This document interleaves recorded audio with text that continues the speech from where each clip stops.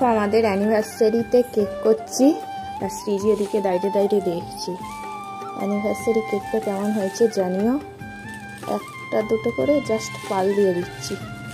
একদম সিম্পল কেকটা রাখার চেষ্টা করেছি, কারণ ক্রিম আমার কর্তামশাই খায় না, আমিও খাই না, যদিও চকলেট হলে একদমই খায় না, সেই জন্য দু রকমের রেখেছি কেকটা। একদিকটা আছে রসমালাই আর একদিকটা আছে স্ট্রবেরি। কর্তামশাইয়ের জন্য এই কেকটা করলাম। শুধু কর্তামশাই বললে ভুল হবে, আমার আর আমার কর্তামশাই। আর দেখো মেয়ের কাণ্ড দেখো।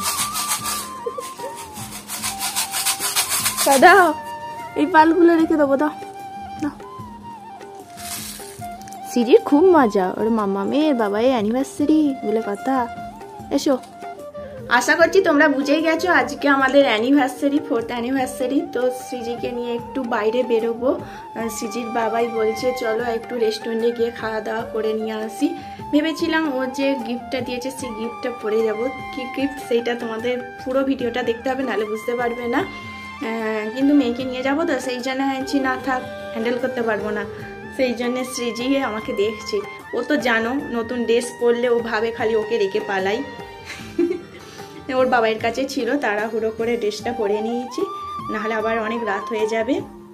একটু রেস্টুরেন্টে খেতে যাবো, শ্রীজিকেও সাথে নিয়ে যাবো। আজকে সারাদিনটা তো পুরো যেরকম নর্মাল কাটে সেরকমই কাটছিল। তো ভাবছিলাম কোথাও গেলে বেশ ভালো হতো।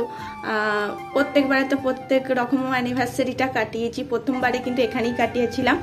দ্বিতীয়বার কিন্তু আমার বোন সারপ্রাইজ দেবে বলে সেজন্য বাপের বাড়ি গিয়েছিলাম। আর থার্ডটা প্রেগনেন্ট, ও তো 18 তারিখ হয়েছে আর আমার 15 তারিখে অ্যানিভার্সারি। তো আমি ওখানেই ছিলাম, পার্থ ওখানে গিয়েছিল আমার বর। সেই জন্য ও বললো আমি যেহেতু বাড়িতে আছি চলো তোমাকে রেস্টুরেন্ট থেকে কিছু ঘুরিয়ে নিয়ে আসি, খাইয়ে নিয়ে আসি। সেই জন্য রেডি হচ্ছি আর ও ওদিকে রেডি হচ্ছে। শ্রীজি ঘুমায়নি, এখন হাই তুলছে, দেখেছো?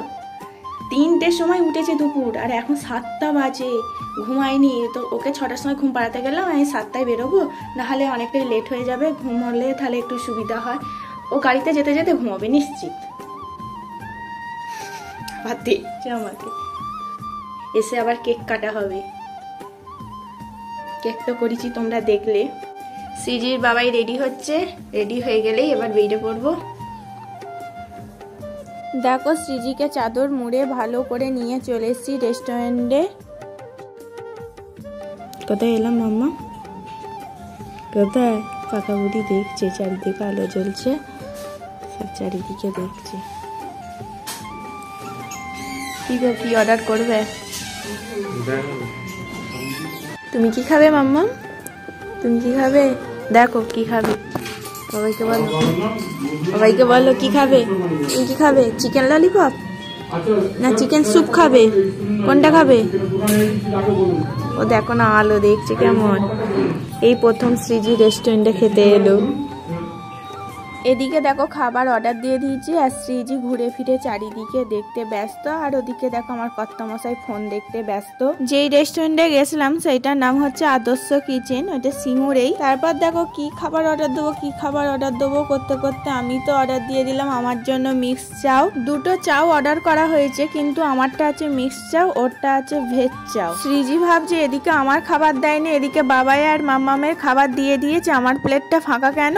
আমরা খাচ্ছি, শ্রীজি দেখবে, দেখতে তো একটা কেমন লাগে তাই না? শ্রীজিকে দেবো না যেহেতু বাইরের খাবার, সেই জন্য শ্রীজির জন্য একটা বিস্কুট নিয়ে যাওয়া হয়েছিল। বিস্কুটটা হাতে ধরে দিয়েছি, কুটুস কুটুস করে কামড়ে কামড়ে খাচ্ছে। এখন আমাদের খাওয়া দাওয়া হয়ে গেছে, ওদিকে শ্রীজির বাবাই গেছে পেমেন্টটা করতে। শ্রীজি ওদিকে কি দেখার চেষ্টা করছে জানো? একটা দাদা দেখতে পেয়েছে, দাদাটাকে দেখার চেষ্টা করছে। দাদাটা অনেকক্ষণ ধরেই বকর বকর করছিল, তো সেই জন্য ও দাদাটাকেই খুঁজছে।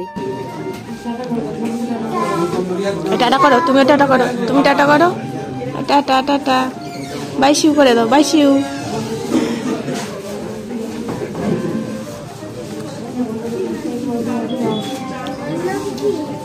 শ্রীজি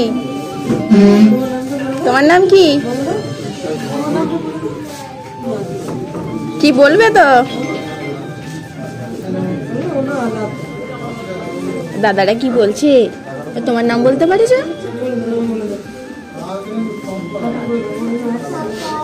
টাটা করে দাও, টাটা।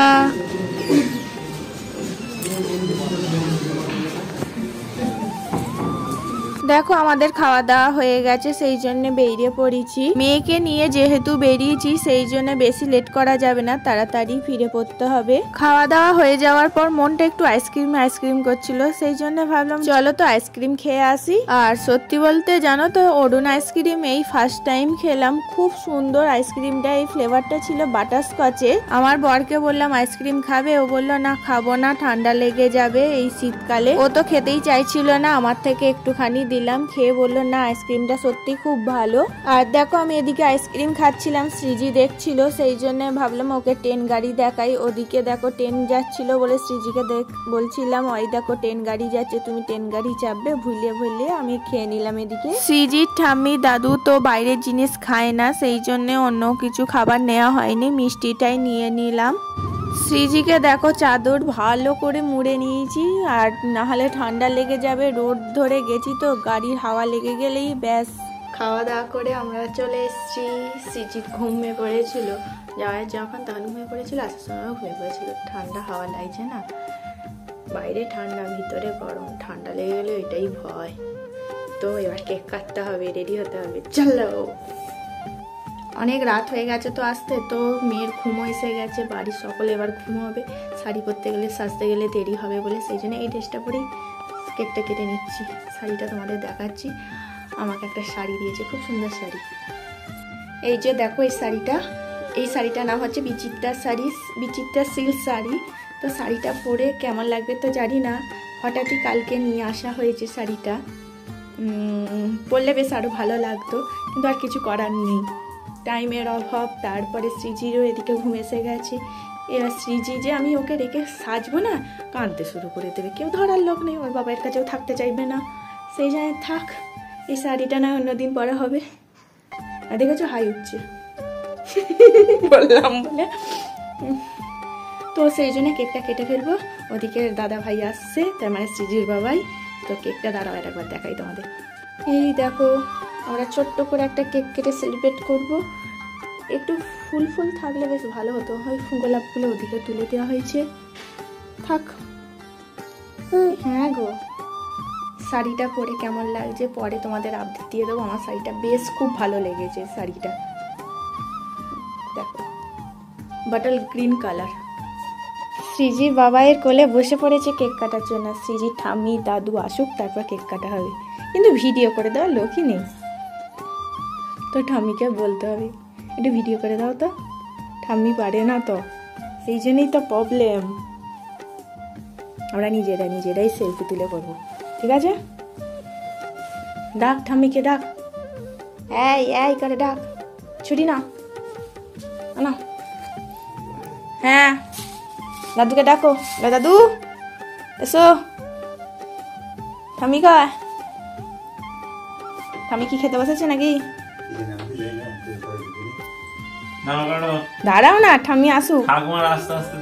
দেখো আমি কেকের সামনে নিয়ে নিলাম, আর কার ঠাকুমা গো? তোমার ঠাকুমা? আসুক না, কেকটা তো দেখবে। সৃজিও দেখবে।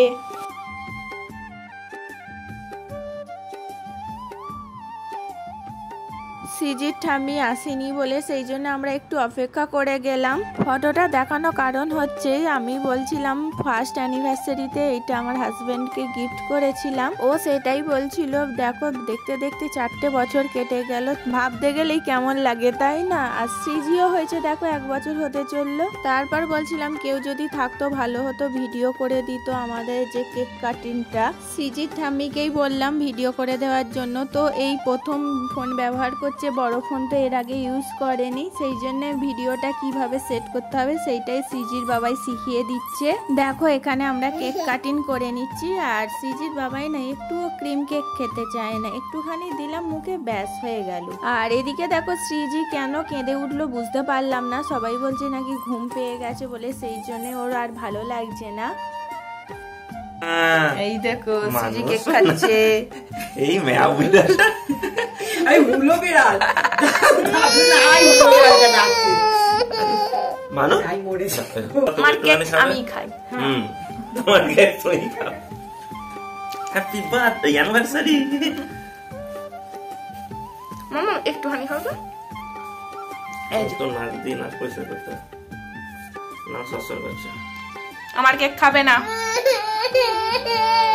ঘুম এসে গেছে সৃজি, চলো বাই, গুড নাইট করে দাও, গুড নাইট।